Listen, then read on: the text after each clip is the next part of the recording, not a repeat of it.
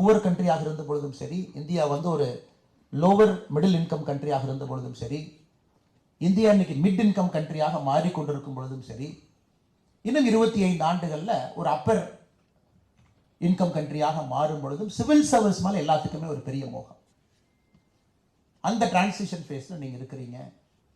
இன்னைக்கு சராசரியாக நாட்டினுடைய ஜிடிபி ஒரு $4 ட்ரில்லியன் தொட்டிருக்கோம். $3.9 ட்ரில்லியன் நம்ம தொட்டுக்கிட்டு இருக்கிறோம். மிக வேகமாக ஒரு ட்ரில்லியன் டாலரும் பார்த்தீங்கன்னா 6 ஆண்டுகளில் ஆட் ஆகிட்டு இருக்கு. முதல் $1 trillion took about 60 odd years, 60 வருஷத்துக்கு மேலே ஆச்சுங்க. ஃபர்ஸ்ட் ட்ரில்லியன் ஜிடிபி ஆட் பண்ணுறதுக்கு. Second trillion 17 years, 20 years. Last trillion less than 7 years. அடுத்து வரக்கூடிய ட்ரில்லியன் less than 5.5 years. வேகமாக நம்ம நாட்டினுடைய பொருளாதாரம் வளர்ந்து கொண்டிருக்கிறது. காரணம், உலகத்தில் வேகமாக வளரக்கூடிய ஒரே நாடாக மாறி இருக்கின்றோம். more than 7% growth rate. காரணம், டெமோக்ரஸி மெச்சூர்டா இருக்குங்க. பொலிட்டிக்கல் பார்ட்டிஸ் எல்லாமே இன்னைக்கு ஒரு செட்டில்டு மோட்ல இருக்காங்க. ஒரு சிங்கிள் பார்ட்டி கவர்னன்ஸ்ல இருக்கு பவர்ஃபுல்லா. அதனால நம்ம பிரைம் மினிஸ்டர் மாறி மாறி சேஞ்ச் பண்றதை பார்க்கல. பிரிட்டன் எடுத்துக்கங்க, கடந்த 10 ஆண்டுகளில் 5 பிரதம மந்திரிகள் மாறி இருக்கின்றார்கள். கடந்த 4 ஆண்டுகளில் 4 பேர் மாறி இருக்கிறாங்க. United kingdom. நமக்கு அந்த மாதிரி பிரச்சனை இல்லைங்க. பொலிட்டிக்கல் ஸ்டெபிலிட்டி இருக்கு. அதெல்லாம் தாண்டி அடிப்படை பிரச்சனையிலிருந்து வெளியே வர ஆரம்பித்து விட்டோம். எல்லா மாநிலங்களும் இன்னைக்கு அவங்களுடைய ஹையர் எஜுகேஷன் ஸ்டேட்டஸை பாருங்க. எல்லாருமே இன்னைக்கு 30, 40, 50% நோக்கி வந்துட்டு இருக்காங்க. கிராஸ் என்ரோல்மெண்ட் ரேஷியோ, GRன்னு சொல்லுவாங்க. அதாவது எல்லா மாநிலத்திலும் கூட அதிகமாக மக்கள் இன்னைக்கு காலேஜுக்குள்ள போக ஆரம்பிச்சிட்டாங்க. நல்ல சைன். லைஃப் எக்ஸ்பெக்டன்சி அதிகமாயிருச்சு. இன்னைக்கு 70 தாண்டி 80 நோக்கி நெருங்கிட்டு இருக்கோம். அது ஒரு நல்ல சைனுங்க. நாட்டுக்கு தேவையான உள்கட்டமைப்புகள் 40 லட்சம் கோடி ரூபாய் மத்திய அரசு பட்ஜெட் போடுறாங்கன்னா ஒரு பெரிய அமௌண்ட் வந்து உள்கட்டமைப்புக்கு ஒதுக்குறாங்க. விமான நிலையத்திலிருந்து, துறைமுகத்திலிருந்து, ரோடிலிருந்து. இது ஒரு நல்ல சைன். ஸோ இந்த நாடு வந்து வளர்ச்சி பாதையில் இருப்பதை தெளிவாக பார்க்கின்றோம். ஸோ வளர்ச்சியை மட்டும்தான் குறிக்கோளாக வைத்து உங்களுடைய அடுத்த 35-40 ஆண்டுகள் உங்களுடைய அரசுக்காக நீங்கள் பணி செய்வது ஒன்லி பேஸ்ட் ஆன் டெவலப்மெண்ட். அதே நேரத்தில் இந்த நாடு வந்து இன்னொரு வித்தியாசமான ஒரு சூழ்நிலைக்குள்ளேயும் போக ஆரம்பிச்சிருக்கும். There is an ideological battle. இந்த நாடு எப்படி இருக்க வேண்டும்? வேறு வேறு அரசியல் கட்சிகளுக்கு ஒரு கனவு. இந்த நாடு இப்படி இருக்கணும், இந்த நாடு அப்படி இருக்கணும், இந்த நாடு சிலதை இழந்திருக்கு, திரும்ப எடுக்கணும், இந்த நாடு செக்குலர் என்பது எப்படி இருக்க வேண்டும். பொலிட்டிக்கல் பார்ட்டிஸ்குள்ள வேறு வேறு விதமான டிஸ்கஷன். இதெல்லாம் நீங்க ஒரு ஸ்டாண்ட் எடுக்க வேண்டி வரும். பெரும்பாலும் நீங்க இன்டர்வியூலாம் போகும் பொழுது கடந்த 2-3 ஆண்டுகளாக நிறைய கேள்விகள் சம்பந்தமாக வருது. உங்களுக்கு இந்த நாட்டினுடைய கனவு எப்படி? நான் ஒரு அரசியல் கட்சியை சார்ந்திருக்கின்றேன். உங்க முன்னாடி நான் ஒரு விஷயத்தை வைக்கிறேன். என்னுடைய சகோதர சகோதரிகள் இன்னொரு அரசியல் கட்சியிலிருந்து அவங்க ஒரு விஷயம் வைக்கிறாங்க. ஒரு காமன் மேனா எல்லாத்தையும் நீங்க பாக்குறீங்க. நாளைக்கு சிவில் சர்வெண்ட் ஆக போறீங்க. நீங்க உங்க விஷன் என்ன?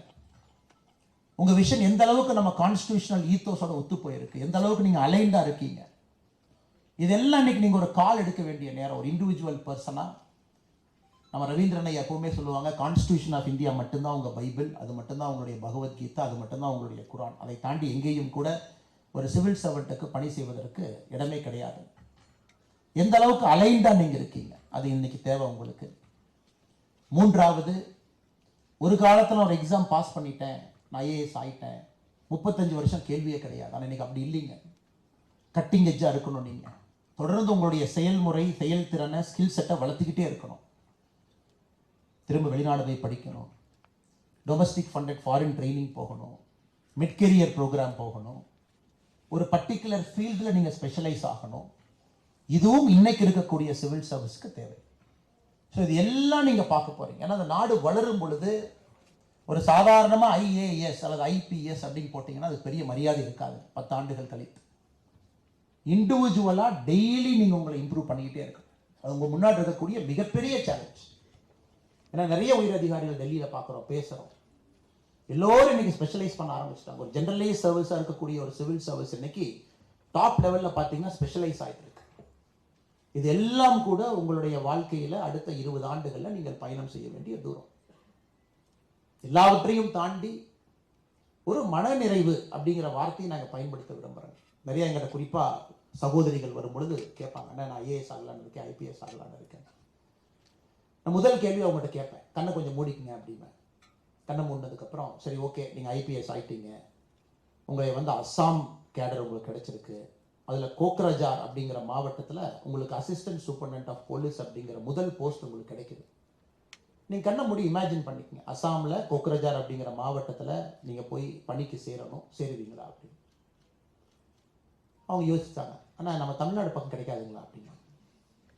நான் சொல்ல, இல்லை சகோதரி, நான் சொல்கிறத நீங்கள் நல்லா உள்ளிருந்து இன்டர்னலைஸ் பண்ணி, நாகாலாண்டாக இருக்கலாம், மணிப்பூராக இருக்கலாம், அஸ்ஸாமாக இருக்கலாம், ஜார்க்கண்டாக இருக்கலாம், எந்த விதமான மாநிலமும் இருக்கலாம்.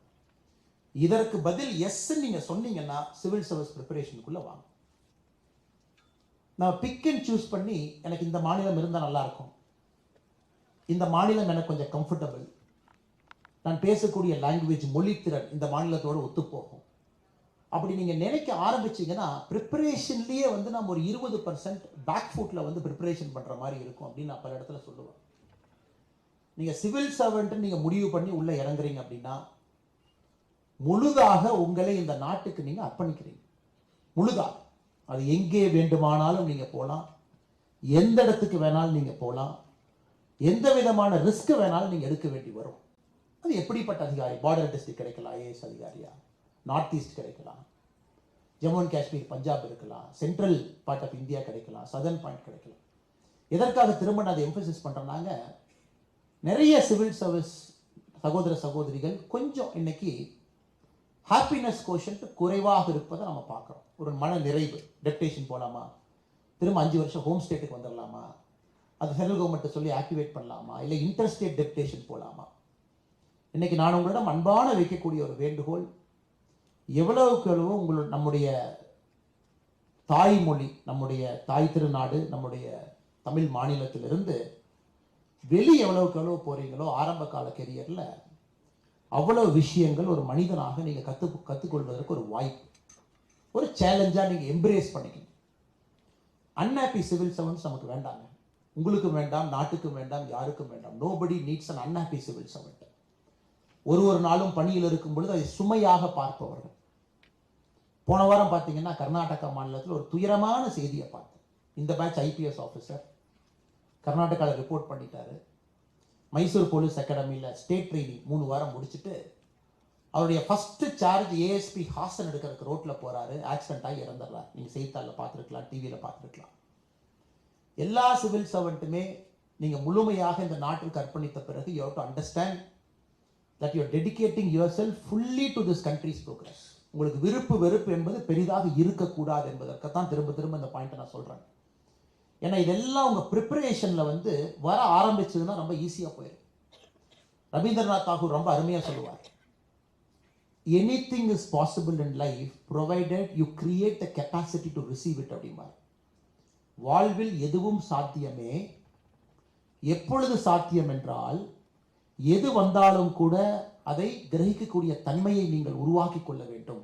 உங்க மனசுல அதை உருவாக்கிட்டீங்கன்னா எனிதிங் இஸ் பாசிபிள் அப்படிம்பார். ரொம்ப பியூட்டிஃபுல்லா சொல்லுவார். Anything is possible in life provided you create the capacity to receive it.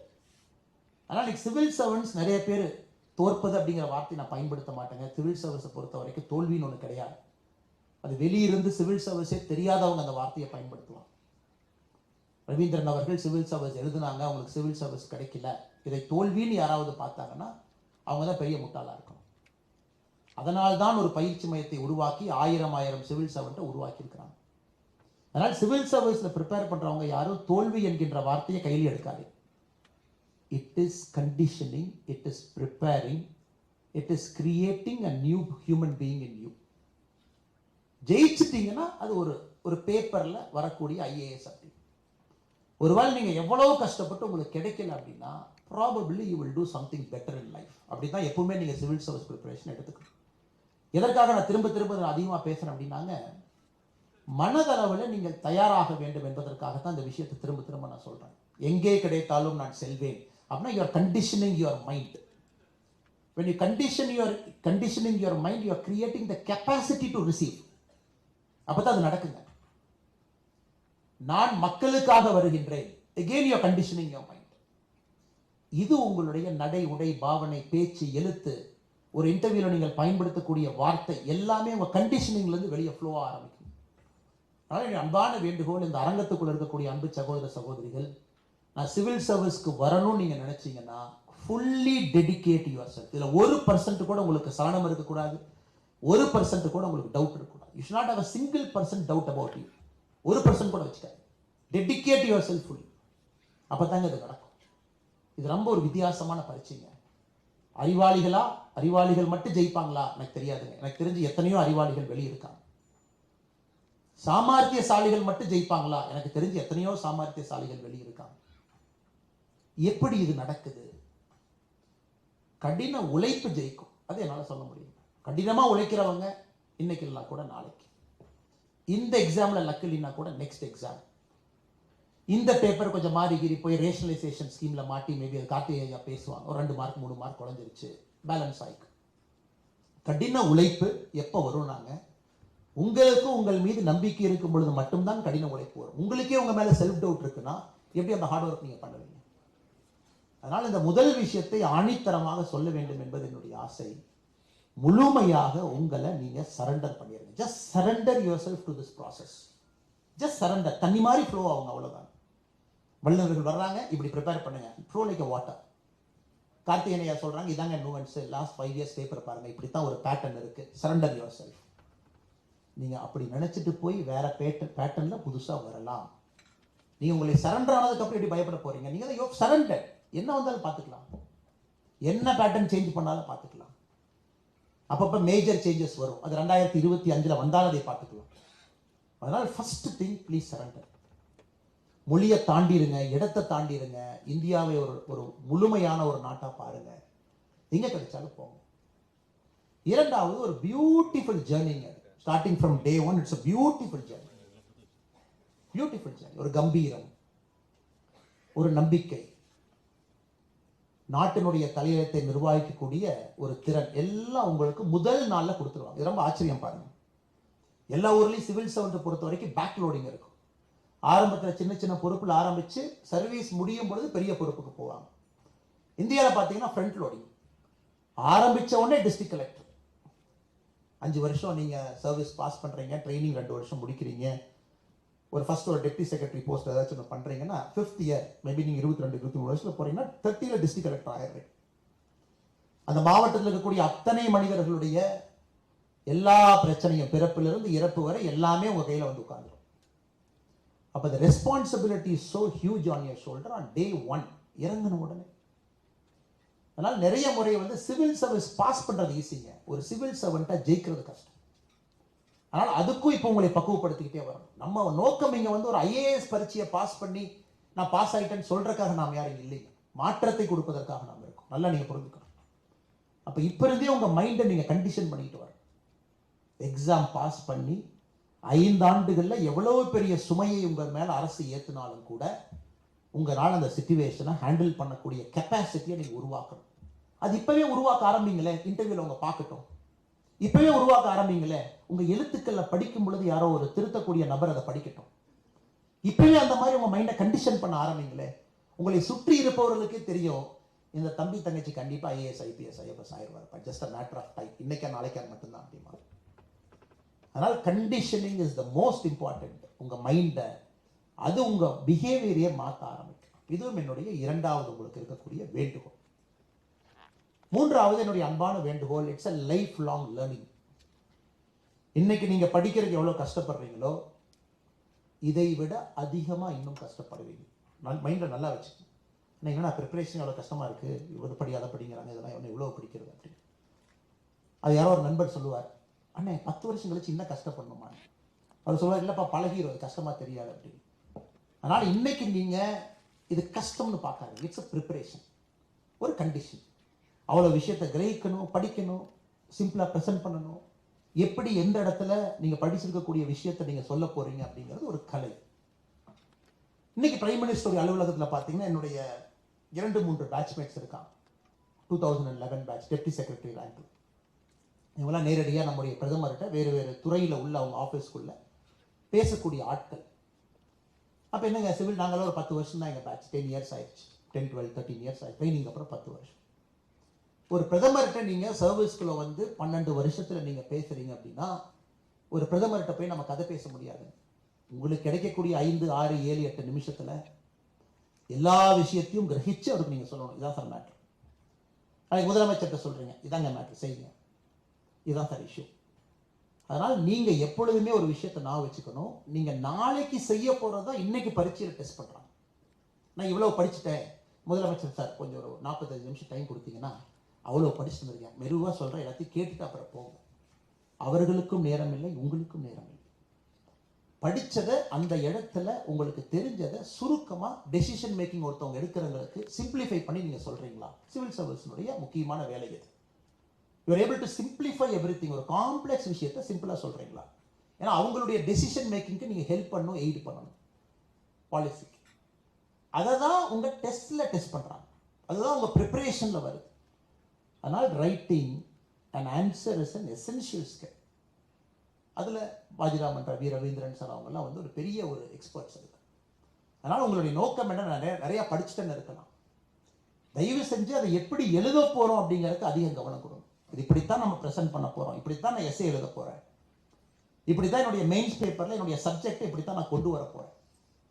அப்படி நீங்கள் நினச்சிட்டிங்கன்னா நிறைய இன்ட்ரோஸ்பெக்ஷன் பண்ண ஆரம்பிப்பீங்க. ஒரு மார்க் பேப்பர் கொடுப்பீங்க, சரியாக எழுதியிருக்கேனா சார், பெட்டர் எழுதலாமா, is there better way of presenting? ஏன்னா நாளைக்கு நீங்கள் செய்யணும். 35 வருஷம் தான் உங்கள் வேலை. 35 years you will keep doing it.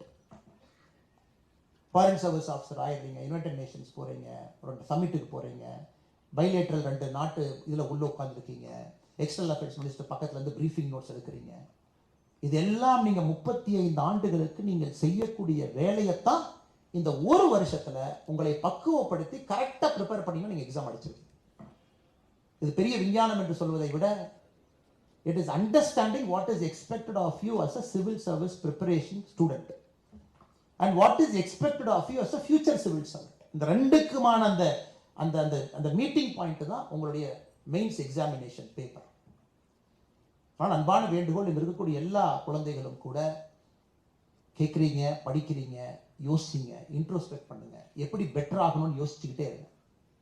So that will push you to be a better person. எழுதுறது, படிக்கிறது எல்லாமே. அடுத்து இன்னைக்கு என்னை கேட்டிங்கன்னா, நான் ஒரு கட்சியை சார்ந்த ஒரு தொண்டனாக இருக்கேன். 20 ஆண்டுகள் கழித்து சிவில் சர்வீஸ் எப்படி இருக்கும் சத்தியமாக எனக்கு தெரியாதுங்க.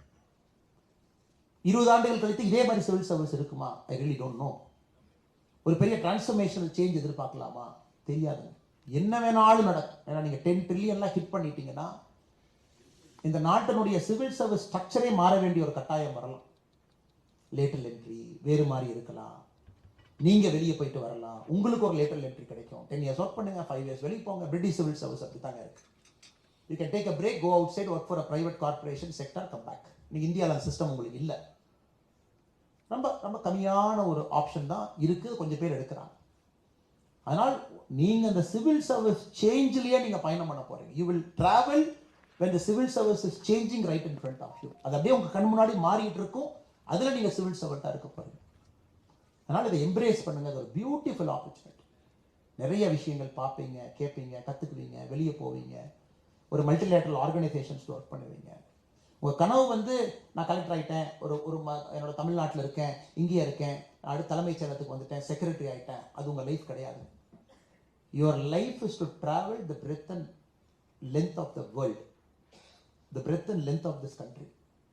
அப்போ அவ்வளவு சேலஞ்சஸ் நீங்கள் எம்ப்ரேஸ் பண்ணணும். நான் ஸ்டேட்டில் இருப்பேன், நான் சென்டருக்கு போவேன், நான் இன்டர்நேஷ்னல் டெப்டேஷன் போவேன், மல்டிலேட்டரல் இன்ஸ்டிடியூஷனுக்கு போவேன். இவ்வளவு என்ரிச்சிங்கான ஒரு லைஃப்பை நான் சிவில் சர்வெண்ட்டாக நான் வாழுவேன் அப்படிங்கிறத நீங்கள் மனசில் பதிவு செஞ்சுக்கணும். இவ்வளோ விஷயத்தை நான் பார்ப்பேன். சென்ட்ரல் போவேன், ஸ்டேட்டில் இருப்பேன், டெப்டேஷன் போவேன், ஒரு இன்ஸ்டிடியூஷனில் போய் கொஞ்ச நாள் ஒர்க் பண்ணுவேன். ஸோ உங்களுடைய ஸ்கோப் வந்துங்க மிகப்பெரிய ஒரு ஸ்கோப் உங்களுக்கு. ஏன்னா நாடு உங்களுக்கு அந்த ஆப்பர்ச்சுனிட்டி கொடுக்குது. வளர்கின்ற நாடு, வளர்ந்த நாடுங்கிறனால இந்த ஆப்ஷன் கிடைக்குது உங்களுக்கு. இந்த நாடு வளராமல் இருந்தால் ஒரு டிஸ்ட்ரிக்ட்ல இருந்து பாவர்ட்டி எலிமினேஷன் மட்டும் உங்கள் ப்ரோக்ராமாக இருக்கும் 40 years பேக். இன்னைக்கு அது இல்லைங்க. ஜியோ பாலிட்டிக்ஸில் நீங்கள் இருக்க போகிறீங்க. United Nations, International Monetary Fund, G20, தனித்தனி செக்ரட்டரிஸ் அங்கே இருப்பீங்க. இந்தியன் ஓஷன் ரீஜனை பார்த்துக்குவீங்க. குவாட் தனியாக ஒரு செக்ஷன், அதுக்கு ஒரு ஆளுங்க பார்த்துக்குவீங்க. பாலிசி ப்ரொபோசல்ஸ் எழுதுவீங்க. விக்ஷித் பாரத், வளர்ந்த இந்தியா எப்படி இருக்கணும், அர்பன் டிரான்ஸ்போர்ட்டை ஃபுல்லாக ரீஇமேஜின் பண்ணுங்க, எழுதுவீங்க. ரூரல் டெவலப்மெண்ட்டை ரீஇமேஜின் பண்ணுங்க, எழுதுவீங்க. இவ்வளவு விஷயங்கள் இந்த நாடு வளர்றதுனால தான் உங்களுக்கு கிடைக்குதுங்க. இந்த நாடு வளராமல் இருந்தால் இதெல்லாம் நம்ம பேசவே மாட்டோம். அதனால் இவ்வளவு விஷயங்களை விரும்பி விரும்பி இப்போவே படிங்க.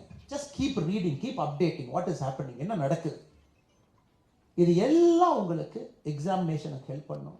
அடுத்த 30-40 ஆண்டுகளுக்கு ஹெல்ப் பண்ணும். கண்டினியூஸ் லேர்னிங் ப்ராசஸில் இருந்துக்கிட்டே இருக்கும். எப்பொழுதுமே கடைசியாக எப்போ நான் சொல்கிறதுங்க, என்னுடைய முதல் பாதி பகுதியில் பேச நான் விரும்புவது, civil service is a fantastic leaping board. இது வாஜிராம் ரவீந்திரன் ஐயா இந்த அளவுக்கு இதை ஒத்துக்கிறாங்கன்னு எனக்கு தெரியல. என்னுடைய பேட்ச்மேட் பார்த்தீங்கன்னா கஷிஷ் மிட்டல் ஒருத்தர் இருந்தார், அக்முட் கேடர், ஒரு திறமையான ஒரு மனிதர். 21 வயசில் ஐஏஎஸ் ஆயிட்டார், 21 இயர்ஸ்.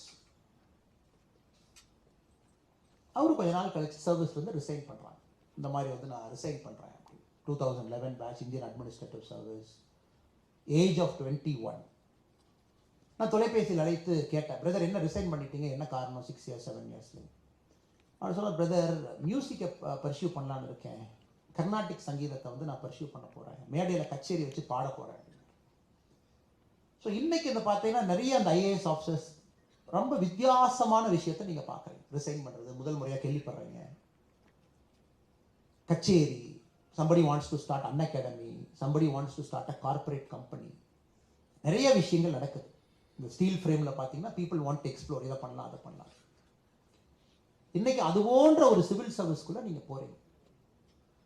அதனால் உங்கள் மைண்டை ஓப்பனாக வச்சுக்கிட்டு உள்ளே போங்க, நாட்டுக்கு சர்வ் பண்ணுங்க, கிராஸ் ரூட்ஸில் வேலை பாருங்க. உங்களுடைய பேஷன் எதுவும் ஒன்று உள்ளே இருக்கும், அது சிவில் சர்வீஸ் போனதுக்கப்புறம் அது ட்ரிகர் ஆகும். அது உங்களுக்கு எப்போ வேணாலும் ட்ரிகர் ஆகலாம். அந்த பேஷனை நோக்கி அது இழுத்துட்டு போகும். வாழ்க்கை will take you towards your passion, right or wrong, அங்கே போய் தான் ஆகும். அதனால் ஓப்பன் மைண்டடாக ஒரு சேலஞ்சை எம்ப்ரேஸ் பண்ணி ஆப்பர்ச்சுனிட்டிஸ்க்கு மைண்டை ஓப்பனாக வச்சுக்கிட்டு 20 இயர்ஸ் கழிச்சு நீங்கள் என்னவா வேணாலும் இருக்கலாம். இன்னைக்கு சிவில் சர்வெண்ட்டாக இருக்கீங்க, 20 இயர்ஸ் கழிச்சு நீங்கள் என்னவா வேணாலும் இருக்கலாம்.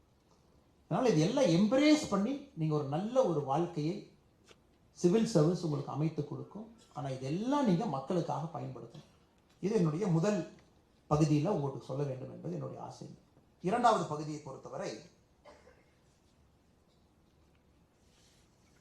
சார் ஒருவேளை சிவில் சர்வீஸ் கிடைக்கலனா எப்படி? நான் ரெக்கார்டை பாருங்கள் சார். இன்னைக்கு டேட்டா பார்த்தா தமிழ்நாட்டில் இருந்து கடந்த 2023 இந்தியாவில் செலக்ட் ஆன கேண்டிடேட்ல 4.43% தான் தமிழ்நாட்டிலேருந்து கிடைச்சிருக்காங்க. 2022 4.18% தான் டோட்டல் கேண்டிடேட்ல தமிழ்நாடு செலெக்ஷன். 2021 3.94. ஸோ ஒரு பேட்டர்ன் பார்த்தீங்கன்னா, ஒரு தமிழகத்தை பொறுத்த வரைக்கும் வலிமையான ஒரு மாநிலமாக இருக்குங்க. எப்பொழுதுமே செலெக்ஷன் வந்து 10% இருக்கும். இந்தியாவில் மொத்தமாக எவ்வளோ செலக்ட் ஆகிறாங்களோ தமிழ்நாடு 10%க்கு மேலே இருக்கும். எப்பவுமே 10% மேலே, என் பேட்சில் 10%க்கு மேலே இருக்கும். ஆனால் ஏதோ ஒரு காரணத்திற்காக நம்முடைய தமிழ்நாடு வந்து இன்னைக்கு இட் இஸ் பிட்வீன் 4 to 5%. இது கண்டினியூஸாக ஒரு பேட்டர்ன் மாதிரி இருக்குங்க.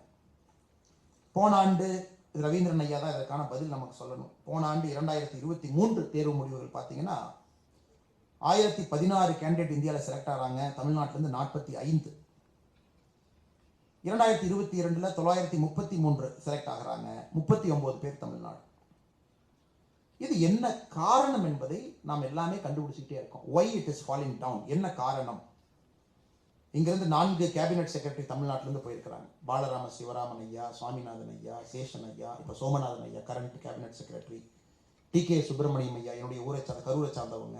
5 கேபினெட் செக்ரட்டரி தமிழ்நாடு கொடுத்துருக்குதுங்க. 4 ஃபாரின் செக்ரட்டரி கொடுத்துருக்கோம். ஏபி வெங்கடேஸ்வரன் ஐயா, கிருஷ்ணன் ஸ்ரீனிவாசன் ஐயா, Krishnan Raghunathan, S Jaishankar. Home secretary 3 பேர் கொடுத்துருக்குறோங்க, H V R Iyengar, T C S Srinivasavaradan, N Gopalaswami ஐயா. ஃபினான்ஸ் செக்ரட்டரி 3 பேர் கொடுத்துருக்குறோங்க. ஸோ இங்கிருந்து நிறைய உயரதிகாரிகள் இந்திய அரசினுடைய பின்னக்கல் highest post, home secretary, finance secretary, cabinet secretary, இங்கே வரைக்கும் போகிறாங்க. இன்னைக்கு நீங்க ரொம்ப தீர்க்கமாக யோசிக்க வேண்டியது, இன்னைக்கு இருக்கக்கூடிய நம்முடைய தமிழ் சொந்தங்கள், how to stop this falling rate. அது கண்டிப்பாக கார்த்திகேயன் அவங்க, ரவீந்திரன் ஐயா கண்டிப்பாக பேச வேண்டும் என்பது எனக்கு அன்பான வேண்டுகோள். Why the passing percentage in our state is dropping அப்படிங்கிறது எனக்கு ஒரு பெரிய காஸ் ஆஃப் கன்சர்ன். போன வருஷம் நான் அதை பற்றி ஒரு பெரிய அறிக்கையை கொடுத்தேன். நம்ம என்ன பண்ணணும், தமிழ்நாடு அரசு என்ன செய்ய வேண்டும், நாம் என்ன செய்யணும், எதற்காக தமிழ்நாட்டிலிருந்து pass percentage it is coming down below 5%. இதை எப்படி சரி பண்றது? இது ஒரு கேள்வி. அவர்களுக்கும் நான் உங்கள் சார்பாக கேட்கின்றேன், என்ன பிரச்சனை? Is it a way in syllabus is designed? Is it a way our educational model? அல்லது நம்ம எடுக்கக்கூடிய ஆப்ஷனல் பேப்பரில் பிரச்சனை இருக்கா? அந்த ஆப்ஷனல் பேப்பருக்கு ஃபாலிங் பர்சன்டேஜ் இருக்கா? ஏன்னா தமிழ்நாட்டிலேருந்து சில ஆப்ஷனலை தான் நம்ம அதிகமாக ப்ரிஃபர் பண்ணுவோம், அதை பற்றி அவங்க பேசுவாங்க. ஸோ இந்த கேள்விகள் உங்கள் சார்பாக அவங்களுக்கு நான் வைக்கிறேன்.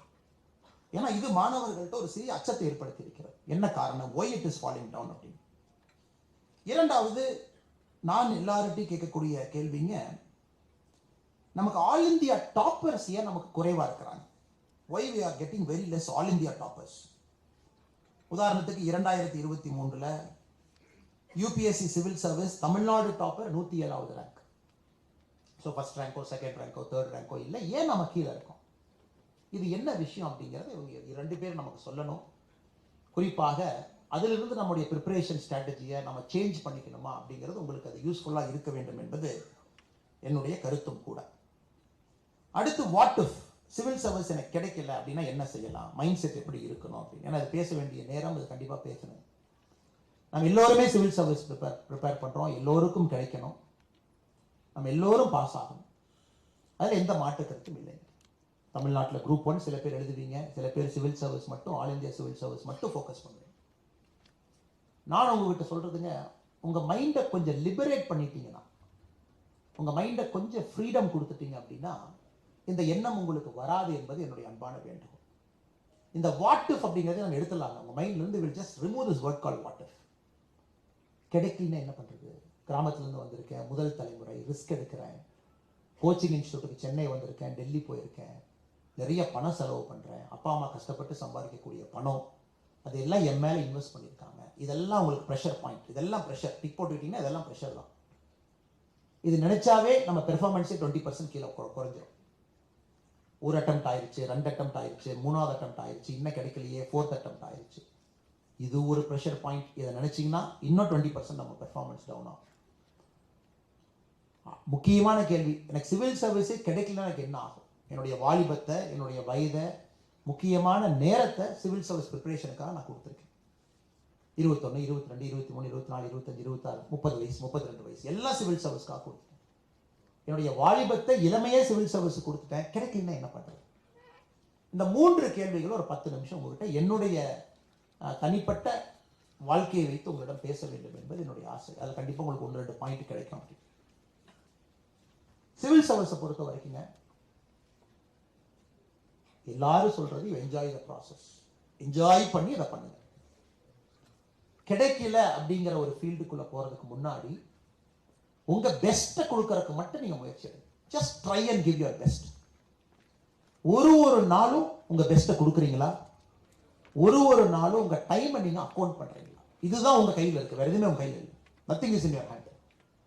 ஒரு நாளும் நேரத்தை சரியா நான் பயன்படுத்துறேன். எனக்கு இருக்கக்கூடிய 24 மணி நேரத்தை முழுமையா நான் பயன்படுத்துறேன்னா உங்க மைண்டை நீங்க அதுக்குள்ள கொண்டு போகணும். நெகட்டிவ் தாட்டுக்குள்ள உங்க மைண்டை கொண்டு போகாது. Just only focus on what you can control. என்னால் அதை கண்ட்ரோல் பண்ண முடியும். 24 hours என் கையில் இருக்கு. இதுல நான் ஊருக்கும் போவேன், சொந்த ஊர்ல விசேஷத்துக்கும் போவேன், நான் மாமா கல்யாணத்துக்கு கூப்பிட்டாங்க அங்கேயும் போவேன், சித்தப்பா கிடா வெட்டுக்கு போடலாம் கோச்சுக்குவார் அங்கேயும் போவேன், பங்காளி வீட்டு விசேஷம் சொன்னாங்க அங்கேயும் போவேன். நீங்க சிவில் சர்வீஸ் முடிவு செய்த பிறகு எங்கேயும் போகாது. ஏன்னா இது உங்க கண்ட்ரோல்ல இருக்கு. மொமெண்ட் யூ சே நான் சிவில் சர்வெண்ட் ஆகணும், நான் எக்ஸாம் ப்ரிப்பேர் பண்ணணும்னு வந்துட்டீங்கன்னா இன்னையிலிருந்து எல்லாமே உங்களுக்கு கட். எதெல்லாம் உங்களுக்கு மெயின்ஸுக்கு மார்க் ஆட் பண்ணாதோ, எதெல்லாம் இன்டர்வியூக்கு ஆட் பண்ணாதோ எந்த பக்கம் போயிடாது. இல்லை இன்டர்வியூ போர்டில் கண்டிப்பாக கேள்வி கேட்க மாட்டாங்க. எத்தனை மாமா கல்யாணத்துக்கு போனீங்க? 4. அவர் 7 போனேன்னு சொன்னார். நீங்கள் சித்தப்பா கல்யாணத்துக்கு அடிக்கடி போவீங்களா? இதெல்லாம் நமக்கு மார்க் இல்லை, அப்போ எதுக்கு நம்ம பண்ணணுங்க? இது ரொம்ப ரொம்ப முக்கியங்க.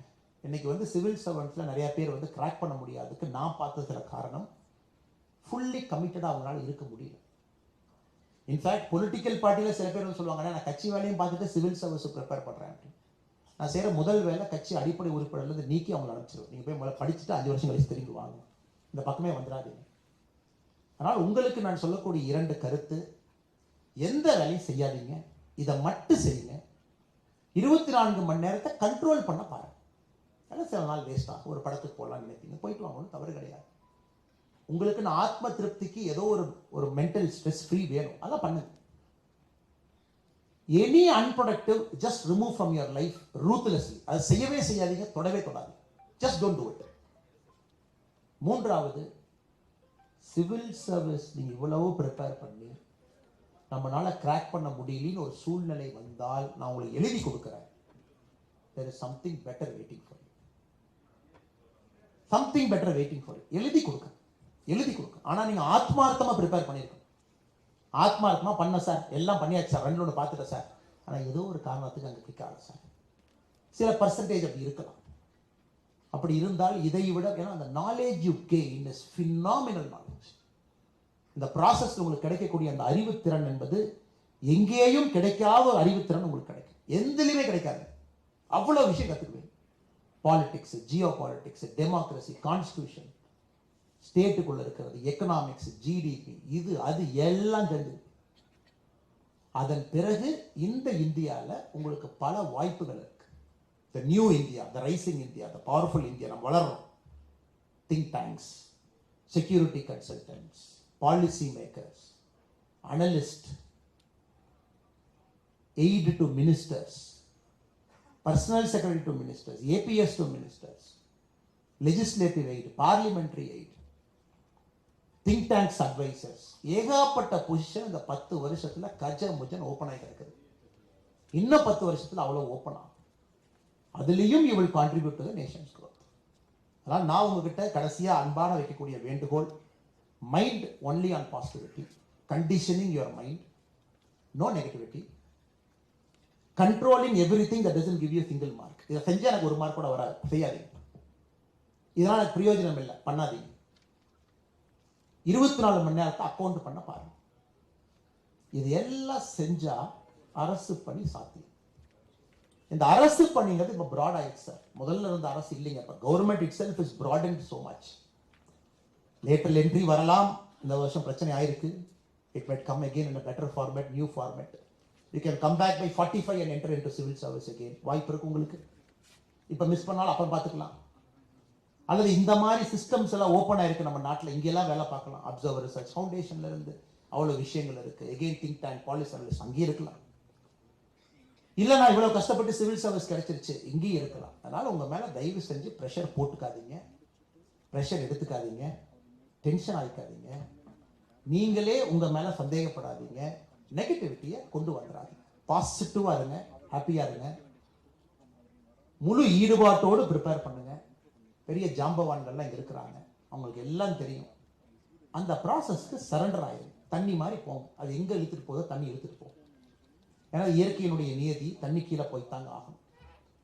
அதனால் உங்களுக்கு இந்த 1 ஆண்டு ப்ரிப்பரேஷன் முழுவதும் அற்புதமாக இருக்க வேண்டும்.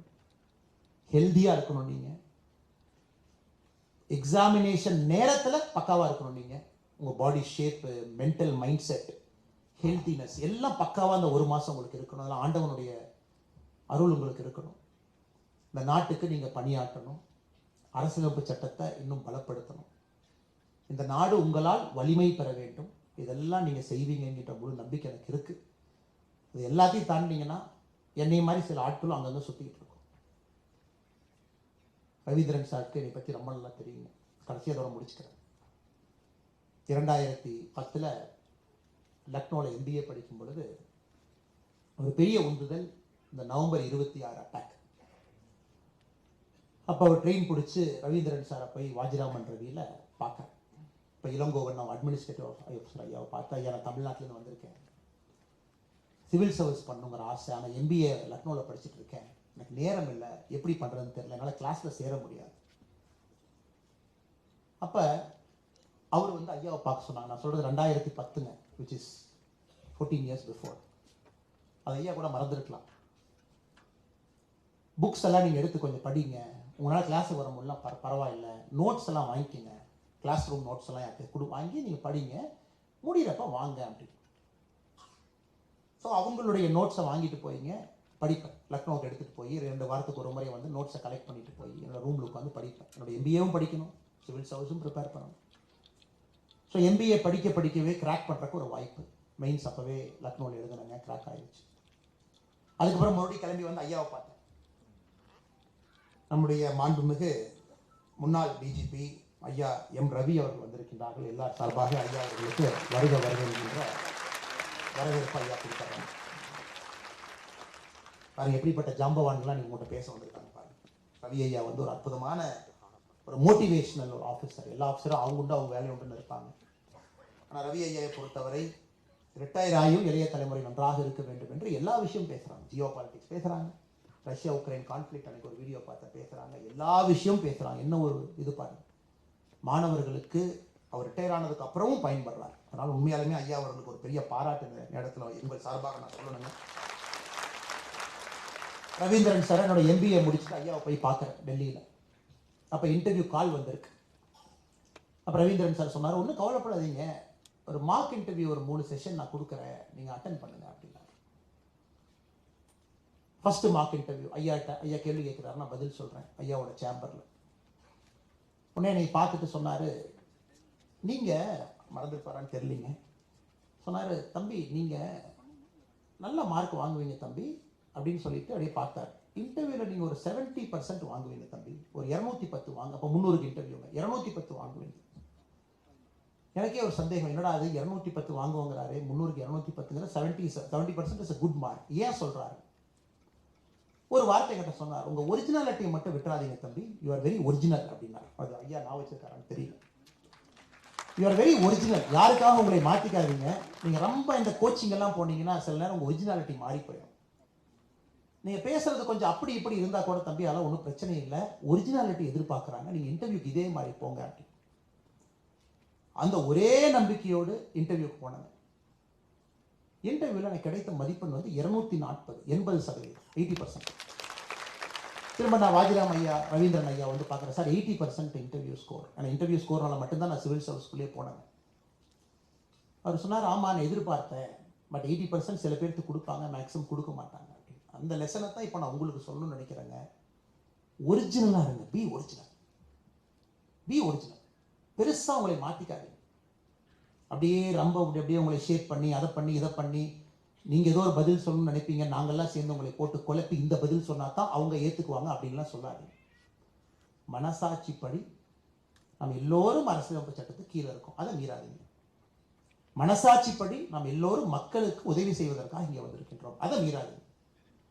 மனசாட்சிப்படி நம்ம எல்லோருமே ஒரு சிவில் சர்வெண்ட்டாக வரும் பொழுது மக்கள் நமக்கு மேலே அப்படிங்கிற ஆட்டிடியூட வரும். இதை மறந்து இந்த 3க்குள்ள என்ன வேணாலும் பதில் சொல்லுங்க அப்படிங்கிறது தான் என்னுடைய விஷயம். ஆனால் அன்னைக்கு ரவீந்திரன் ஐயா வந்து எனக்கு ஒரு பெரிய ஊக்கத்தை கொடுத்தாங்க, இன்னைக்கு உங்களுக்கு அந்த ஊக்கத்தை கொடுப்பாங்க. அதனால் நிறைய பேரை நீங்கள் சிவில் சர்வீஸில் சாதிக்கணும், பெரிய ஒரு ஆளுமைகளாக வரணும். எங்கே இருந்தாலும் ஒரு தமிழனாக உங்களுடைய அடையாளம் இந்தியா முழுவதும் பரவி கிடக்கணும். நாளைக்கு future cabinet secretary, chief secretary, DGP, director intelligence bureau, director ரா, NTRO, பெரிய பெரிய அமைப்புகள்லாம் உங்களுக்காக காத்திருக்கு. ஃபாரின் செக்ரட்டரி, அந்த அமைப்புகளுக்கு நீங்கள் போய் அமரத்தான் போகிறீங்க, அது காலத்தினுடைய கட்டாயம். அதனால் ஒரு நல்ல ஒரு பெரிய ஒரு அடையாளத்தோடு நீங்கள் பணி செய்யணும். மக்களுக்கு நல்லா உங்களுடைய பணி மக்களுக்கு பயன்படணும். அதனால் குறிப்பிடக்கூடிய எனக்கு நேரம் கொடுத்துருக்காங்க, 11:30 பேசி முடிக்கணுங்க ஐயா, 11:28 இருக்கோம். அதனால் வாய்ப்பு கொடுத்த தினமலர் நிறுவனத்திற்கு நன்றி தெரிவித்து, நீங்கள் எல்லோரும் சாதிக்க வேண்டும் என்று எல்லாம் வல்ல இறைவனை, அல்லாவை, ஜீசஸ் கிரைஸ்ட, எல்லா 1,00,000க்கும் மேற்பட்ட இந்து கடவுளை வேண்டிக்கிறேன். நீங்கள் எந்த மதமாக எந்த ஊராக யாராக இருந்தாலும் உங்களுக்கு அருள் கிடைக்கட்டும். நீங்கள் எல்லாம் சேர்ந்து கிராக் பண்ணணும். குறிப்பாக அப்பா அம்மாவுக்கு ஒரு பெரிய நன்றி. நிறைய நேரம் குழந்தைகளுடைய கனவுக்கு நீங்களும் கூட இருந்து சுமக்கிறீங்க, பெரிய பெரிய விஷயங்கள். உங்களுடைய பொருளாதார சுமை இருந்தாலும் கூட குழந்தைக்கு ஃபுல்லஸ்ட் சப்போர்ட் கொடுக்குறீங்க. அதனால் இங்கே இருக்கக்கூடிய எல்லா சிவில் சர்வீஸ் பேரண்ட்ஸ் முதல் நன்றி தெரிவிச்சுக்கிறேன். சப்போர்ட் பண்ணுங்க, கூட நில்லுங்க. இந்த துறை கொஞ்சம் ஏற்றம் இறக்கமாக தான் இருக்கும், கொஞ்சம் அப்படி எப்படி இருக்கும். மனசு நீங்கள் விட்டுறக்கூடாது, நீங்கள் மனசு விட்டால் குழந்தைங்க மனசு விட்டுருவாங்க. அதனால் கொஞ்சம் அப்படியே குழந்தைங்களோட அப்படியே ஒரு 4-5 இயர்ஸ் செயில் பண்ணி கூட நில்லுங்க. நிச்சயமாக கிராக் பண்ணுவாங்க, நடக்கும். எல்லோருக்கும் நன்றி தெரிவித்து என்னுடைய உரையை முடித்துக் கொள்கின்றேன். நன்றி, வணக்கம். Thank you sir. ஃபாலோட் பை ஒரு 5 நிமிடங்கள் மாணவர்களிடையே கேள்வி பதில் செஷன் இருக்கு. அதற்கு முன்னதாக திரு M. ரவி IPS முன்னாள் DGP தமிழ்நாடு காவல்துறை அவர்களை தினமலர் சார்பாக வருக வரவேற்கிறோம். Welcome sir. ஒரு 5 நிமிடங்கள் அண்ணாமலை சார் கிட்ட உங்களுடைய கேள்விகளை கேட்கலாம். கைகளை உயர்த்துங்க, கைகளை உயர்த்துங்க. முதலாவது இங்க கூட ஒருத்தருக்கு ஒரு கேள்வி அப்படின்னு வைக்கலாம், ஏன்னா பலருக்கும் வாய்ப்பு கொடுக்க வேண்டியது இருக்கு. உங்களுடைய கேள்வியை சுருக்கமா என்ன கேட்க வரீங்களோ கேட்டுருங்க. அண்ணா வணக்கம். முக்கிய முடிவுகள் நீங்க எடுக்கிற முன்னாடி கன்சிடர் பண்ற எல்லா விஷயங்களும் என்ன?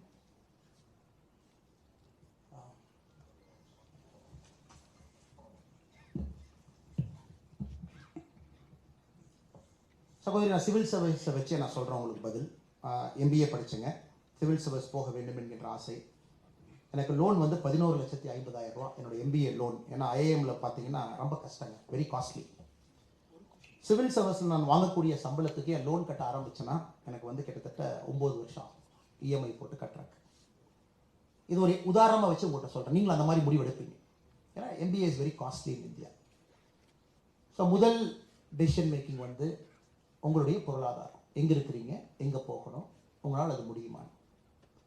இந்த State Bank of India IIM லக்னோக்குள்ள ஒரு பிரான்ச் இருக்கும். 3 வருஷத்துக்கு ஃபோன் பண்ணுவார், சார் எல்லாம் கட்டிட்டாங்க, நீங்கள் மட்டும் லோன் கட்டாமல் இருக்கீங்க, பொறுங்க, நான் 2 வருஷத்தில் கட்டுறேன். 5 வருஷம் கழிச்சு ஃபோன் பண்ணாங்க, நீங்கள் தான் சார் ரெக்கார்டு, இது வரைக்கும் ஐஏஎம் லக்னோவில் யாருமே 5 வருஷம் லோன் கட்டல, 5th இயர் ரீச் ஆகிட்டீங்க. இருங்க சார் கட்டுறேன். ஸோ 9th இயர் கம்ப்ளீட் பண்ணேன். 9th இயர் வரைக்கும் மாதம் என்னோட இஎம்ஐயில் வந்து 33,000 ரூபா நான் ஒதுக்கி வச்சேன். ஏன்னா என்னுடைய லோன் ப்ளஸ் அந்த இன்ட்ரெஸ்ட் போகும். இது எல்லோரும் எடுக்கக்கூடிய முடிவு. பொருளாதாரம் என்பது அடிப்படையில் you have to take a call. எந்த கோச்சிங் இன்ஸ்டியூட் போவீங்க, எவ்வளோ கட்டுவீங்க, அந்த ஃபீஸ்க்கு ஒர்த்தா. இரண்டாவது முடிவு, வாட் இஃப் யூ ஃபெயில். எல்லாமே என்ன சொல்லுவாங்கன்னா வாட் இஃப் யூ சக்சீட். என்னோட இது எப்பவுமே what if you fail. Fail ஆனீங்கன்னா என்னென்ன பெர்முடேஷன் காம்பினேஷன், இது நடக்கலாம், இது நடக்கலாம், இது நடக்கலாம், இது நடக்கலாம், இதெல்லாம் ஆப்ஷன்ஸ். அந்த பேஸை கவர் பண்ணிட்டீங்களா? ஏன்னா நீங்க ஃபெயில் ஆகிறனால குடும்பத்துக்கு ஒரு பிரச்சனை வந்துடக்கூடாது, நீங்க ஃபெயில் ஆனாலும் இன்னொரு பிரச்சனை ஆகக்கூடாது. மென்டலி நீங்க ஒரு have you gone through it, have you walked through that path? Fail ஆனால் இதெல்லாம் நடக்கும். இரண்டாவது. மூன்றாவது கன்விக்ஷன். பகவத்கீதையில ஒரு அற்புதமான ஒரு ஒரு ஒரு பேசேஜ்ங்க, நான் டிரான்ஸ்லேட் பண்ணி சொல்றேன். the decision you make, நீங்க சிவில் சர்வன்ட் ஆகணும்னு டெசிஷன் பண்ணிட்டீங்கல்ல, அதனுடைய சக்சஸ் வந்து எப்படின்னாங்க the conviction at the time of making a decision அப்படிங்கிறாங்க.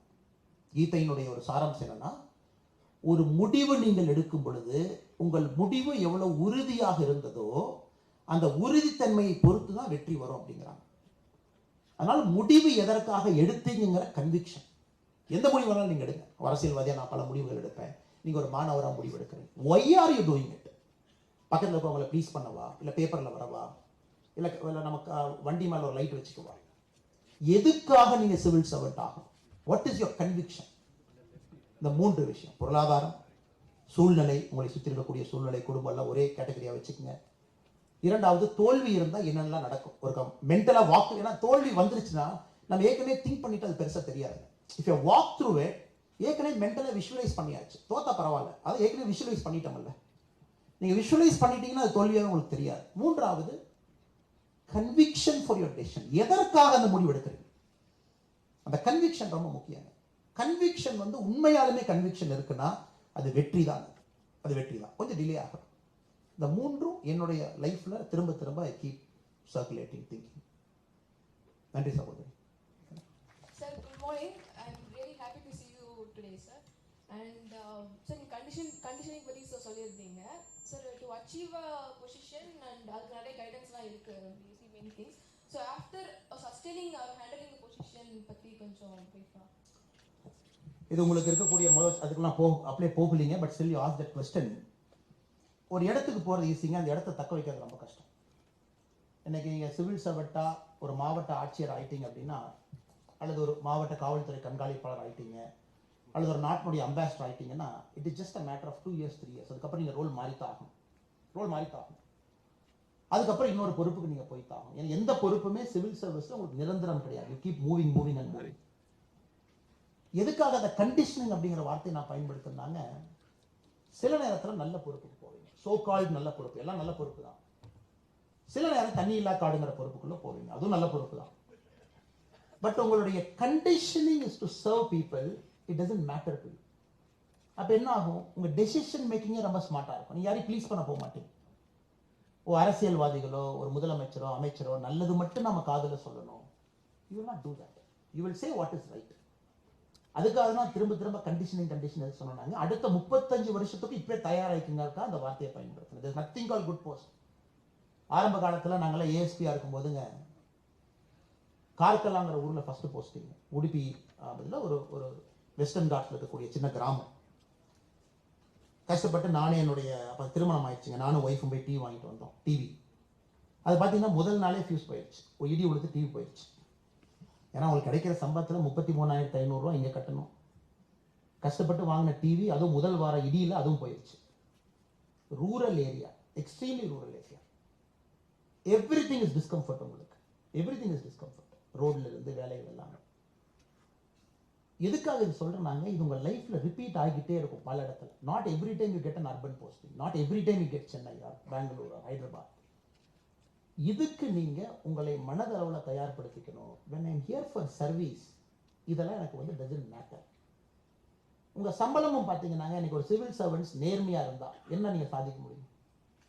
நேர்மையா இருந்தீங்கன்னா நல்ல ஒரு வாழ்க்கை வாழலாம், குழந்தைங்களை நல்லா படிக்க வைக்கலாம், ஒரு வீடு வாங்கலாம். நீங்க ரிட்டையர் ஆனதுக்கு அப்புறம் இன்கம் செக்யூரிட்டி, இவ்வளவுதாங்க. ஏன்னா உங்களுக்கு தெரியும் சிவில் சர்வெண்ட்டுக்கு மட்டும்தான் இந்தியாவில் தெரியும் நீங்க ரிட்டையர் ஆகிற அன்னைக்கு என்ன சம்பளம் நீங்க கால்குலேட் பண்ணிக்கலாம். கொஞ்சம் பே கமிஷனை பொறுத்து கொஞ்சம் இந்த பக்கம் அந்த பக்கம் மாறும். ஒரு பிசினஸ் மேனுக்கு தெரியாது, எங்க யாருக்குமே தெரியாது. உங்களுக்கு தெரியும் உங்க சம்பளமே எவ்வளவு வரும்னு உங்களுக்கு தெரியும். அப்போ உங்க வாழ்க்கையை அந்த சம்பளத்துக்குள்ள வாழ ஆரம்பிக்கணும். நீங்க உடுத்தக்கூடிய உடை எல்லாமே ஒரு மனிதன் உங்களை பார்த்தாவே ஃபேன்சியா ஃபிளாஷியா இல்லாம நம்ம ஒருப்பா கலெக்டர் வந்து ஒரு ரேடோ வாட்ச் கட்டி, கலெக்டர் வந்து ஒரு ஒரு ஒரு ஷூ போட்டு, கலெக்டர் வந்து ஒரு பக்காவா வந்தாருன்னா ஒரு கிராமத்திலிருந்து வந்த ஒரு எளிய மனிதன் எப்படி உங்களை பார்ப்பாங்க? அதனால் இந்த இதுக்குள்ள உங்க லைஃப் ஸ்டைல் எல்லாமே மாறிடணும். இது இரண்டாவது. மூன்றாவது, இப்ப இருக்கக்கூடிய சூழ்நிலையில தினமும் உங்களை இம்ப்ரூவ் பண்ணிட்டே இருக்கணும். ரவி சார் ஒரு இன்ஸ்பிரேஷன். ஏன்னாங்க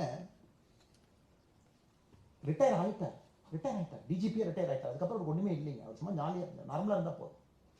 திரும்ப அவர் ஏதோ ஒரு வீடியோ போடுறாரு, பேசுறாரு, தினமலர் நிகழ்ச்சிக்கு வர்றாரு, எல்லா பக்கம் சுத்துறாருன்னா அவருடைய அறிவு தேடல் இன்னும் இருக்குன்னு தான் நான் பார்க்கறேன். இன்னும் அறிவு தேடல் இருக்கு, இன்னும் கத்துக்கிறாரு. என்ன அந்த சிரியால என்ன பிரச்சனை, ஏன் சிரியால எவ்வளவு ஆகுது அப்படின்னு பேசுறாரு.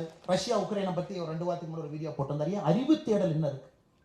மாணவ செல்வங்க கிட்ட அவர் எப்ப ஐபிஎஸ் ஆனாருங்க இன்னைக்கு வந்து பேசுறாருன்னா எவ்வளவு விஷயம் அவர் படிச்சுட்டு வரணும். இன்னைக்கு ஓ இதா பேட்டர்னாப்பா, இதெல்லாம்ப்பா கத்துக்கிட்டு தானே வர முடியுங்க. அறிவு தேடல் தொடர்ந்து உங்களுக்கு இருக்கும். Every day you should learn and learn. இந்த மூன்று நீங்க பண்ண ஆரம்பிச்சிட்டீங்கன்னா என்னை பொறுத்தவரை first is conditioning, second is you will live your life to the limited standards of what is available to you. ஆடம்பரம் இல்லை, அதுக்கு கீழே இல்லை, நடுத்தரமான ஒரு வாழ்க்கை. மூன்றாவது அறிவு தேடல் தினமும். இது மூணு இருந்தால் நீங்க எப்படிங்க லைஃப்ல தோப்பீங்க? எப்படி லைஃப்ல தோப்பீங்க? தோப்பவே மாட்டீங்க. You live a good life. இந்த மூன்று தான் நான் கண்டிஷனிங் அப்படிங்கிற வார்த்தையை பயன்படுத்துறேன். Hello sir. சார் என் பேர் ராஜஸ்ரீ. சாரி, எங்க இருக்கிறீங்க சிஸ்டர்? அங்க இருக்கீங்க. சாரி, அங்க வர. என் பேர் ராஜஸ்ரீ. நான் வந்து அக்ரிகல்ச்சர் கிராஜுவேட் 2019 பேட்ச். இப்போ கரண்ட்டாக வந்து யூபிஎஸ்சி ப்ரிப்ரேஷன் ஸ்டார்ட் பண்ணியிருக்கேன். சைட் பை சைடு ஒரு என்ஜிஓவில் சர்வ் பண்ணிட்டு இருக்கேன், செங்கல்பட்டு கோசம்ரக்ஷனா ட்ரஸ்ட்னு. என்னோட கொஸ்டின் என்னன்னா, நான் வந்து யூபிஎஸ்சி சிவில் சர்வெண்ட் ஆயிட்ட பிறகும் சைட் பை சைடு என்னால் வந்து சர்வ் பண்ண முடியுமா ஒரு என்ஜிஓவில், ஒரு நான் ப்ராஃபிட் என்ஜிஓவில் சர்வ் பண்ண முடியுமா அப்படின்னு கேட்குதான் சார். ஒன்று, சர்வ் பண்ண முடியுமா முடியாதான்னு சொல்ற விடங்க அவங்களுக்கு சர்வ் பண்ணுறதுக்கு நேரம் இருக்காது. Simple, you not at time. One. Second வந்து anything that is in conflict with your position நீங்கள் சர்வே பண்ண முடியாதுங்க. ஏன்னா நீங்கள் ஒரு இந்திய அரசு அதிகாரி, தமிழக அரசு அதிகாரி ஆயிட்டீங்கன்னா சில இடத்துல நீங்கள் ஹானரி மெம்பர்ஸாக இருக்கலாம், அலோவ் பண்ணுறாங்க. ஹானரி மெம்பர்ஸாக இருக்கலாம், நீங்கள் அரசுகிட்ட பர்மிஷன் வாங்கணும், ரைட்டிங்கில் வாங்கணும், பெர்மிஷன் வாங்கி நீங்கள் ஹானரி மெம்பர்ஸாக இருக்கலாம். அதில் பொலிட்டிக்கல் கான்ஃப்ளிக்ட் இல்லை, அதில் ஒரு ஃபினான்ஷியல் டிரான்சாக்ஷன் இல்லை, அதில் வந்து கவர்மெண்ட்டோட ஒரு கான்ஃப்ளிக்ட் இல்லை அப்படின்னா அது ஒரு பெரிய பஞ்சாயத்துங்க. பட் நீங்கள் சிவில் சர்வீஸ்குள்ளே போனதுக்கு அப்புறமே நீங்கள் 1008 விஷயங்கள் செய்யணும்னு நினச்சிங்கன்னா அங்கே நீங்கள் நேரம் கொடுக்க முடியாது. முடியும் இல்லைன்னு நான் சொல்லிங்க, அது எந்த ட்ரஸ்ட்னு பார்க்கணும், அது மாநில அரசு அதுக்கு வந்து நீங்கள் ரைட்டிங்கில் கேட்கணும். சப்போஸ் நீங்கள் தமிழ்நாட்டில் வேலைக்கு வர்றீங்கன்னா அவங்க அதுக்கு உங்களுக்கு எக்ஸம்ஷன் கொடுக்கணும், நீங்கள் கண்டினியூ பண்ணணும். அதை ட்ரஸ்ட்டை பொறுத்து ட்ரஸ்ட் எப்படி ரெஜிஸ்டர் பண்ணுங்க, அது இஸ் ப்ராசஸ். பட் நான் சொல்கிறதுங்க ஒரு நேரமே இருக்காதுன்னு சொல்கிறேன். You will do multiple things, you are so busy. அப்போ இந்த ட்ரஸ்ட்லேயே நீங்கள் இருந்தீங்க, அந்த ட்ரஸ்ட்டுக்கும் நீங்கள் ஜஸ்டிஃபை பண்ண முடியாது, நேரம் கொடுக்க முடியாது அவங்களுக்கும். அதனால் civil service is a 24/7 full time role. நீங்கள் எதுவுமே நீங்கள் செய்ய முடியாது. அதனால தான் லீவே ரொம்ப குறைவு. ஏன்னா நீங்கள் ஒரு சென்சிட்டிவ் போஸ்ட்டில் இருக்கீங்க, லா அண்ட் ஆர்டரில் இருக்கீங்க அப்படின்னா நீங்கள் அந்த போஸ்ட்டுக்கு வந்ததுக்கப்புறம் என்ன உங்களுக்கு லீவுங்க? இன்னைக்கு திங்கிங்கே இப்போ 15 சிஎல் இருக்குதுங்க, ஒரு 30 இஎல் இருக்குது, நான் 45 நாள் நான் ஒரு வருஷமும் லீவ் எடுத்துக்கிட்டேன்னா எஸ் உங்களுக்கு கவர்மெண்ட் கொடுக்குறாங்க. ஆனால் நல்ல சிவில் சர்வெண்ட் எடுக்கவே மாட்டாங்க. You see a good civil servant, they will never take. ஏன்னா அதுக்கு தகுந்த மாதிரி அவங்க குடும்பமும் மாறிக்கும், அதுக்கு தகுந்த மாதிரி எல்லாரும் மாறிக்குவாங்க. ஏன்னா you are fully dedicated. Even if you take a break, it's an inconvenience to everybody. அதனால் நீங்கள் முழுமையாக இருப்பீங்க, சர்வீஸ்லேயே தான் இருப்பீங்க, வேறு எதுவும் செய்வதற்கு உங்களுக்கு வாய்ப்பு இல்லை என்பது என்னுடைய தாழ்மையான கருத்து. அதிலும் சில பேர் மல்டிபிள் விஷயம் பண்ணுறாங்க. நான் சமீபத்தில் டெல்லியில் ஒரு ஆஃபீஸரை பார்த்தேன், IPS officer, 2013 batch, sky jumping 74 sky jumping பண்ணியிருக்கார். ரஷ்யா போயிட்டேன் சார், 74 ஸ்கை ஜம்ப் பண்ணிட்டேன் நான். பரவாயில்ல தம்பி, ஐபிஎஸ் வேலைக்குள்ளேயே நேரத்தை கண்டுபிடிச்சிட்டிங்களான்னு. பேஷன் சார், சின்ன வயசு இன்ஜினியரிங்லேருந்து பண்ணுறேன், ஐம் ஏபிள் டு. அதுலேயும் இருக்காங்க, பீப்புள் ஆர் தேர், நான் இல்லைன்னு சொல்லிங்க. You have to achieve a fine balance. Thank you. Hello sir. Oh sir, myself Rajalakshmi. எனக்கு ஒரு கொஸ்டின் என்னென்னா, உங்களோட புக்கு ஆக்சுவலாக என்னோட ஃப்ரெண்ட்ஸ் எனக்கு பர்த்டே கிஃப்ட் பண்ணியிருந்தாங்க, ஸ்டெப்பிங் பியாண்ட் ரியல் லைஃப் காக்கின்னு சொல்லிட்டு, ரிவிலேஷன்ஸ் ஆஃப் ரியல் லைஃப் காக்கின்னு. அதில் நான் ரீட் பண்ணியிருந்தேன், உங்களோட எம்பிஏ எக்ஸாமும் மெயின்ஸ் எக்ஸாமும் சேம் டேயில் நீங்கள் ஃபேஸ் பண்ணீங்க அப்படின்றது. அது செம்ம பயங்கர ஷாக்கிங்காக இருந்துச்சு. லைக் நீங்கள் எப்படி அந்த பியர் ப்ரெஷர், ஃப்ரஸ்ட்ரேஷன்ஸ் ஹேண்டில் பண்ணீங்க? Because now you have experienced a lot. ஆனால் அந்த டைமில் யூ ஆர் ஆஸ்பிரண்ட். ஒரு ஆஸ்பிரண்ட்டாக இருந்துட்டு அதை ஃபேஸ் பண்ணது எப்படின்றது கொஞ்சம் சொல்ல முடியுமா சார்? சிஸ்டர், சில நேரத்தில் உங்களுக்கு அது வரும், எவ்ரிபடி வில் கெட் தட். சில நேரத்தில் அந்த சங்கடங்கள் வரத்தான் செய்யும். ஏன்னா எனக்கு வந்து சிவில் சர்வீஸ் போகணும் அப்படிங்கிறது ஒரு உந்துதல் வந்து ஏற்கனவே சொன்னது போல் நவம்பர் 26, 2008 அந்த மும்பை அட்டாக் ஆனதுக்கப்புறம் ஒரு பெரிய உந்துதல், சடன் டிரான்ஸ்ஃபர்மேஷன். இல்லாட்டி எம்பிஏக்கு முன்னாடியே நான் யோசிச்சிருந்தா அது வேறு மாதிரி டெசிஷன் எடுத்துருக்கலாங்க. பட் நான் எம்பிஏ பண்ணணும், ஒரு பிஸ்னஸ் ஆரம்பிக்கணுங்கிறது தான் ஆரம்பகால ஆசை. அது யூபி போனதுக்கப்புறம் மனசு மாறிச்சு, மும்பை அட்டாக் மனசு மாறிச்சுங்க. பட் நீங்களாம் ரொம்ப ஏர்லியாக டெசிஷன் எடுக்கிறீங்க. ஏன்னா நான் வந்து 25 வயசில் தான் சிவில் சர்வீஸ் போகணுங்கிற ஒரு கிளாரிட்டி எனக்கு வந்துச்சுங்க. பட் மெனி ஆஃப் யூ நான் பார்க்குற வெரி யங், 21, 22 இருக்கீங்க, ரொம்ப young. I'm very happy for you. நீங்களும் ஆல்ரெடி டெசிஷன் பண்ணிட்டீங்க. எனக்கு வந்து லேட் டெசிஷன் மேக்கிங் நான் ஒத்துக்கணுங்க. இரண்டாவது, நான் லேட் டெசிஷன் மேக்கிங் எடுத்ததுக்கப்புறம் நான் ஒரே ஆப்ஷன் வந்து சரண்டர் மட்டும்தான். ஆப்ஷனே இல்லை எனக்கு. சரண்டர். எம்பிஏல இருக்கோம், படிக்கிறோம், பிளேஸ்மெண்ட் வேண்டான்னு சொல்லிட்டோம், பிளேஸ்மெண்ட் நம்ம உட்கார போகிறதில்ல. Civil service prelims second year ஆரம்பத்தில் எழுதணும், கிளியர் ஆயிடுச்சு. செகண்ட் இயர் எண்டில் மெயின்ஸ் கிளியர் ஆயிடுச்சு. அதுக்கப்புறம் இன்டர்வியூ டேட்டு வந்துருச்சு. ஸோ நான் இந்த ப்ராசஸில் போகும்போது நிறைய ரிஸ்க் எடுத்துட்டேங்க சிஸ்டர். ஏற்கனவே சொன்ன மாதிரி 11.5 லட்சம் லோன், எம்பிஏ வேலை வேண்டான்னு சொல்லியாச்சு, இந்த பக்கம் வந்தாச்சு. அப்படி இருக்கும்பொழுது எனக்கு ஒரே ஆப்ஷன் இஸ் டு சரண்டர். அதனால் அந்த முழு 3 மாதமே எனக்கு நல்லா ஞாபகம் இருக்குதுங்க. ஒரு கடுமையான சூழல். ஒன்று, கிளாஸுக்கு நீங்கள் அவ்வளோ ப்ரிப்பேர் பண்ணணும், ப்ரெசன்டேஷன் பண்ணணும், கேஸ் ஸ்டடி படிக்கணும், இது ஒரு பக்கம். சிவில் சர்வீஸ்க்கு 4 மணி நேரம் டெய்லி கொடுத்தாகணும், இது ஒரு பக்கம். அந்த 4 மணி நேரத்தை காலையில் 2 மணி நேரமாக நான் பிரிக்கணும், 4 to 6. சாயந்தரம் 9 to 11 2 மணி நேரம் பிரிக்கணும். ஸோ இட்ஸ் அ கமிட்மெண்ட், அவ்வளோதான். அந்த கமிட்மெண்ட் எப்போ வரும்னாங்க, when you have conviction. அதனால தான் நான் திரும்ப திரும்ப பேசும்போது ஒரு வார்த்தையை சொன்னேன், கீதையினுடைய ஒரு பேசிக் சாராம்சம், நீங்கள் முடிவு எடுக்கும் பொழுது உங்களுடைய முடிவு எவ்வளவு உறுதித்தன்மை அந்த முடிவில் இருந்துச்சோ அதை பொறுத்து தான் வெற்றி கிடைக்கும். So it is about conviction. Conviction தான் அந்த டெப்த் ஆஃப் யுவர் தாட். அதனால் நான் திரும்ப திரும்ப எல்லாத்துக்கும் சொல்கிறதுங்க, இங்கே அங்கே யோசிக்காதீங்க. சிவில் சர்வீஸ் வரணுமா, வரணும்னா வரணும், அவ்வளோதாங்க, முடிஞ்சு போச்சு. இதில் வந்து இங்கே அங்கே தமிழ்நாடு கிடைச்சா வருவேன், அசாம் கிடைச்சா போக மாட்டேன், யூபி கிடைச்சா போக மாட்டேன், அந்த பேச்சே இருக்கக்கூடாது. when the conviction is deep, 100% success will happen. So it's conviction. Thank you. Thank you, sir. Thank you. இவங்க எடுத்துக்கலாம்னா முடிஞ்சதா? சரி, தகவல் சொல்லுங்கள், கடைசி கல்வி எடுத்துக்கலாம். Thank you so much, sir. My question is, so in the period of preparation, சிலவங்க வந்து 3 years, 4 years லாம் போறாங்க. சஞ்சீவ் சன்யால் அவர்கள் சொல்லியிருந்தாரு, இந்த டைம் வந்து இந்தியாவுக்கு ரொம்ப இம்பார்ட்டன்ட். நம்மளோட டெமோகிராஃபிக் டிவிடெண்டை வந்து நம்ம ட்ரூவாக கேபிட்டலைஸ் பண்ணணும்னா யூத் வந்து எக்கானமியில் பார்ட்டிசிபேட் பண்ணணும். பட் 3 years, 4 years இப்போ ஒரு 10 hours, 8 hours a day படிக்கிறவங்கனால வந்து இதுக்கு வேற எப்படி எக்கனாமிக் கான்ட்ரிபியூட் பண்ணலாம்? Can we systemise this? Because some people go even for 5-6 attempts, and how do I still contribute to my country during preparation? This is my question. சரியான பதில் வந்து Ravindran sir Ravi sir அவங்க கொடுப்பாங்க சிஸ்டர். என்னுடைய அறிவு கெட்டின வரைக்கும் நான் அந்த பதில் சொல்ல முயற்சி பண்ணுறேன். இப்போ சிஸ்டருடைய கேள்வி ரொம்ப சிம்பிளுங்க. நாங்கள் 5 வருஷம் ப்ரிப்பேர் பண்ணி 5 வருஷம் ப்ரிப்பரேஷன்லேயே போச்சுன்னா இந்த நாட்டினுடைய வளர்ச்சிக்கு எங்கள் பங்கு என்ன இருக்கும்? எக்கனாமிக்கெலாம் நம்ம பங்கெடுக்க முடியாது. சிஸ்டர், என்னுடைய ஒரு கன்விக்ஷன் நான் பார்த்த வரைக்கும், இந்த லேட்டாக சிவில் சர்வீஸ்குள்ளே வர்றாங்க இல்லைங்களா, ஐ somehow feel that they are better civil service. அது என்னன்னு எனக்கு தெரியலிங்க. கொஞ்சம் நான் ஒரு 3 அட்டெம்ப்ட் எடுத்துட்டேன். இத்தனைக்கு நான் ஃபஸ்ட் அட்டெம்ப்டில் போன ஆளுங்க. பட் ஒரு 3வது அட்டெம்ப்ட் நான் எடுத்துகிட்டு வந்தேன் சார், 2வது அட்டெம்ப்ட் வந்தேன், 4வது அட்டெம்ப்ட் வந்தேன்னு சொல்கிறவங்ககிட்ட ஒரு சகிப்புத்தன்மையும் ஒரு பரந்த மனப்பக்குவத்தையும் அதிகமாக நான் பார்க்குறேன்.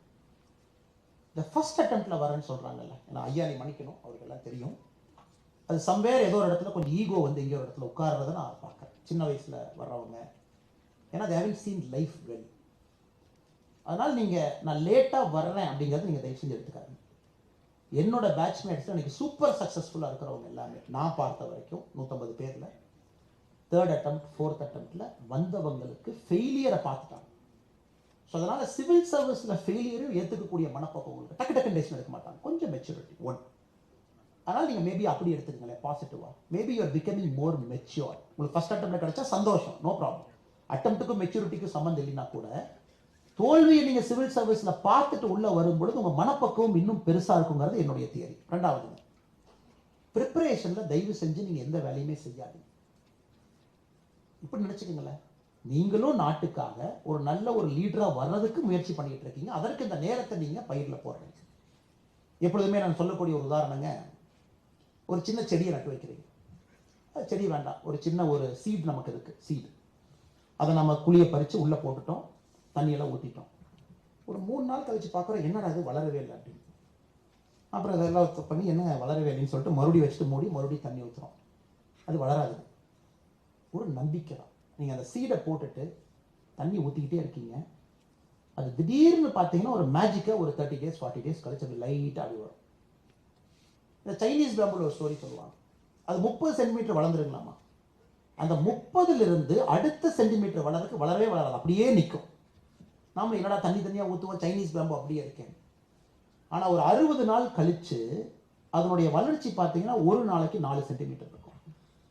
அதனால் இன்னைக்கு நீங்கள் சைனீஸ் பேம்பு மாதிரி அந்த வளராத காலகட்டத்தில் உங்களுக்கான நங்கூரத்தை போடுறதா மட்டும் நீங்கள் பாருங்க.